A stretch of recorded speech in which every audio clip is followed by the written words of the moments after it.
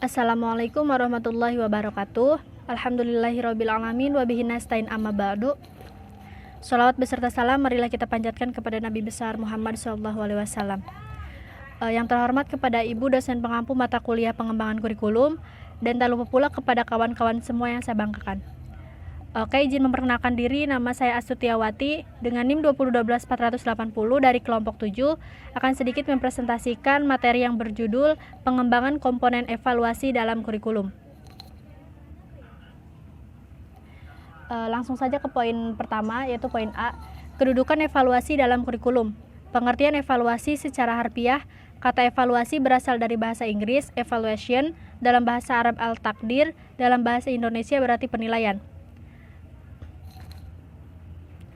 Sejalan dengan pendapat tersebut, Guba dan Likol mendefinisikan evaluasi itu merupakan suatu proses memberikan pertimbangan mengenai nilai dan arti sesuatu yang dipertimbangkan.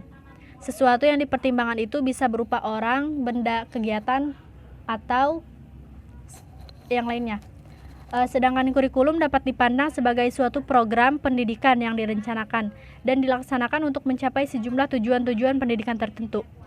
Jadi, pengembangan kurikulum pada hakikatnya adalah proses penyusunan rencana tentang isi dan bahan pelajaran yang harus dipelajari, serta bagaimana cara mempelajarinya.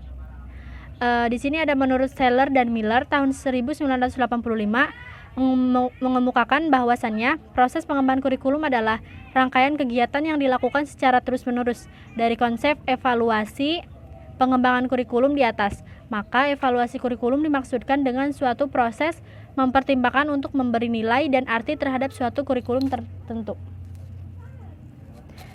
Di sini ada tujuan dan fungsi kurikulum. Nah, tujuan evaluasi adalah untuk memperoleh informasi secara menyeluruh mengenai karakteristik peserta didik sehingga dapat diberikan bimbingan dan sebaik-baiknya.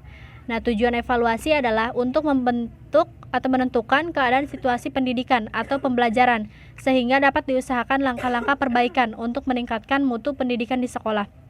Dalam kegiatan seleksi, tujuan evaluasi adalah untuk mengetahui tingkat pengetahuan, keterampilan, sikap dan nilai-nilai dari tes untuk jenis pekerjaan atau jabatan tertentu. Di sini ada menurut Scriven, fungsi evaluasi dapat dilihat dari jenis evaluasi itu sendiri, yaitu evaluasi formatif dan evaluasi sumatif. Terus evaluasi formatif berfungsi untuk perbaikan dan pengembangan bagian tertentu atau sebagian besar bagian kurikulum yang sedang dikembangkan. Sedangkan fungsi sumatif dihubungkan dengan penyimpulan mengenai kebaikan dari sistem keseluruhan. Fungsi baru dapat dilaksanakan apabila pengembangan suatu kurikulum telah dianggap selesai. Nah, evaluasi berfungsi untuk mengetahui status peserta didik antara teman-temannya, apakah ia termasuk anak yang pandai, sedang, atau kurang pandai. Evaluasi berfungsi untuk mengetahui taraf kesiapan peserta didik dalam menempuh program pendidikannya. Jika peserta didik sudah dianggap siap, maka program pendidikan dapat dilakukan. Evaluasi berfungsi membantu guru dalam memberikan bimbingan dan seleksi, baik dalam rangka menentukan jenis pendidikan, jurusan, maupun kenaikan kelas. Secara administratif, evaluasi berfungsi untuk memberikan laporan tentang kemajuan peserta didik kepada orang tua, pejabat pemerintah yang berwenang, kepala sekolah, guru-guru, dan peserta didik itu sendiri. Di sini ada konsep kurikulum.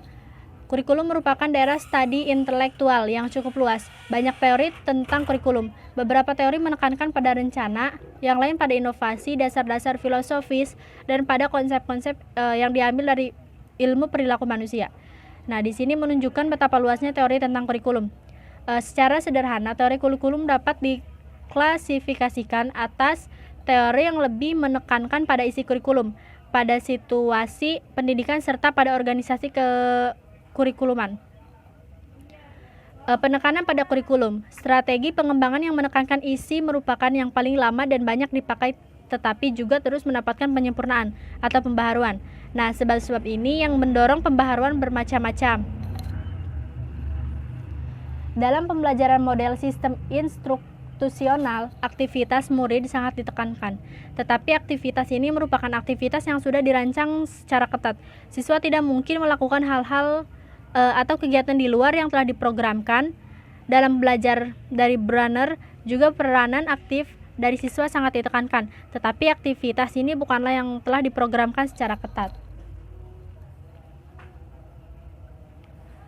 Di sini ada peranan evaluasi dalam kurikulum. Evaluasi kurikulum dapat dilihat sebagai proses sosial dan sebagai institusi sosial. Proyek evaluasi yang dikembangkan di Inggris umpamanya, juga di negara lain, merupakan institusi sosial mempunyai asal-usul, sejarah, struktur, serta interest sendiri.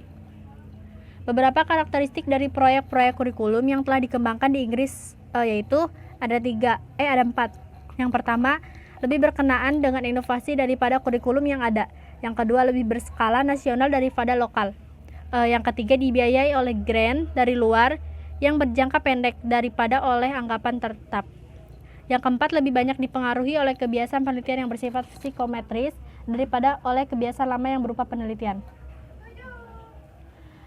Peranan evaluasi kebijakan dalam kurikulum, khususnya pendidikan umumnya, minimal berkenaan dengan 3 hal, yaitu yang pertama evaluasi. Konsep utama dalam evaluasi adalah nilai, dan yang kedua yaitu evaluasi bukan merupakan suatu proses tunggal, minimal meliputi 2 kegiatan. Pertama, mengumpulkan informasi, dan kedua, menentukan keputusan. Dan ketiga, pemisahan antara pengumpulan informasi dengan penentuan keputusan merupakan salah satu karakteristik institusional. Hal ini dipengaruhi oleh kebiasaan pemisahan pekerjaan administrator dan peneliti.